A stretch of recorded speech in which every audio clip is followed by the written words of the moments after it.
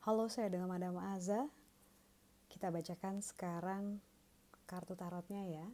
Kali ini yang saya bukakan adalah nasihat secara umum untuk kalian semua. Kita bagi yang pertama adalah pembacaan untuk love life. Untuk love life minggu ini, kartu yang keluar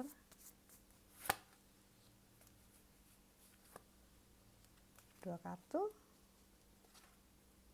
Yang pertama adalah The Hermit, seorang pertapa, dan yang kedua adalah The Moon.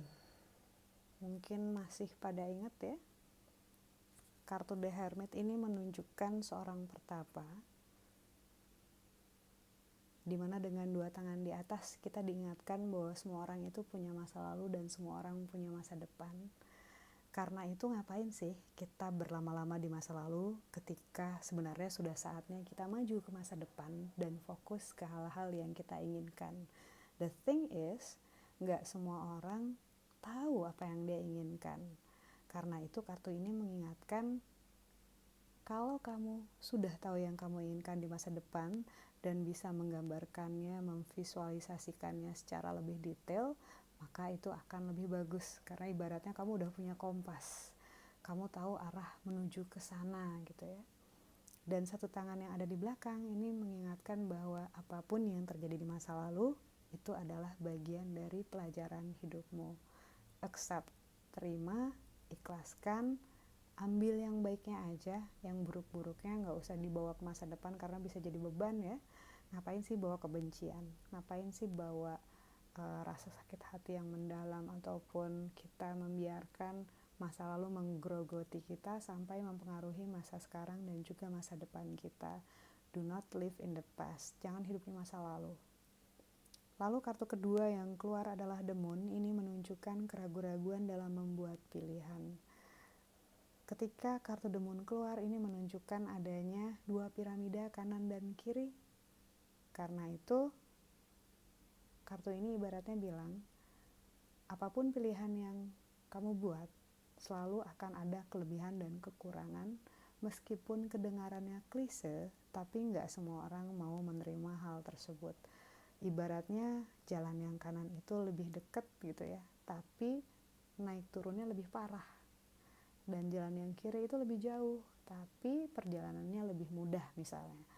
Dan apapun yang kita rencanakan, seringkali seiring waktu, seiring dengan perjalanannya, kita harus bisa fleksibel dan berakrobat gitu ya, agar ketika kita dapat hasil yang berbeda pun we can make the most of it, kita bisa memanfaatkannya dengan baik dan bersyukur gitu ya. Terkadang kita meminta A, mengupayakan A, dapatnya B, kita kecewa, padahal sebenarnya berkah di B itu jauh lebih besar daripada berkah di A. Begitu juga dalam hal relationship ataupun percintaan, kita sering ngambil jalan yang mudah karena kita pikir itu jalan yang paling ringan. Dan ketika kita menemukan hal-hal yang sulit di masa depan, kita kecewa. Loh, saya sangka dia yang terbaik, loh saya sangka pilihan ini yang paling oke gitu ya. Padahal semua pilihan pasti akan ada konsekuensinya. Berikutnya kita bukakan untuk kartu peruntungan ya, ataupun finansial. Kartu yang keluar yang pertama adalah The Star, adanya harapan dan kesempatan, dan yang kedua adalah The Fool. Ini menunjukkan berani keluar dari zona nyaman. Kartu The Star, orang yang berkaca di danau, ini menunjukkan kemampuan, keinginan meningkatkan kualitas diri sebelum akhirnya nanti berkesempatan mendapatkan bintang. Dia sedang menunggu kesempatan dan insya Allah akan mendapatkan kesempatan kamu gitu ya. Namun apakah benar sudah berkaca di danau? Udah mempercantik tanda kutip diri belum? Udah meningkatkan kualitas diri belum? Terlalu banyak orang yang bilang, saya udah usaha madam, saya udah ngelakuin ABCD madam, tapi gak punya niat yang tepat, gak berasal dari hati yang tulus dan ikhlas, dan seringkali memaksakan tuh gini, kadang ya memang jalannya harus lewat A, B, C, D, F, G dulu untuk nyampe ke tujuan, tapi dia kekeh pengen ngambil shortcut ataupun jalan yang tercepat gitu ya. Jadi ibaratnya nggak mau ngikutin ketentuan Tuhan, pengen ngatur-ngatur semesta Tuhan sesuai dengan keinginan dia sendiri gitu. Kitanya yang harus ngaca, dan dalam hal ngaca bukan cuma tentang skill ataupun keahlian kita selama kita hidup, bukan cuma skill duniawi ya, tapi juga skill sama yang di langit gitu. Tandanya harus membersihkan hati, meluruskan niat, tiap hari bangun dengan niat yang benar, pergi keluar rumah dengan hati yang lurus, dengan niat yang juga baik gitu ya. Kartu The Star ini menunjukkan adanya kesempatan, adanya harapan yang menunggumu. Lalu kartu yang kedua, The Fool, ini menunjukkan orang yang loncat dari jurang untuk mendapatkan bintang. Ini adalah masa-masanya untuk memaksakan diri keluar dari zona nyaman agar bisa dapetin hasil yang lebih besar, hasil yang lebih menjanjikan. Jangan berpuas hati dengan terlena gitu ya dengan apa yang sekarang dimiliki. Always look farther gitu ya. Lihat ke masa depan, lihat lebih jauh gitu ya. Karena rasa nyaman bisa bikin kita berhenti berkembang. Lalu, goyang. Yang terakhir adalah kartu nasihat ya yang diberikan untukmu. Kartu yang keluar adalah Wheel of Fortune. Secara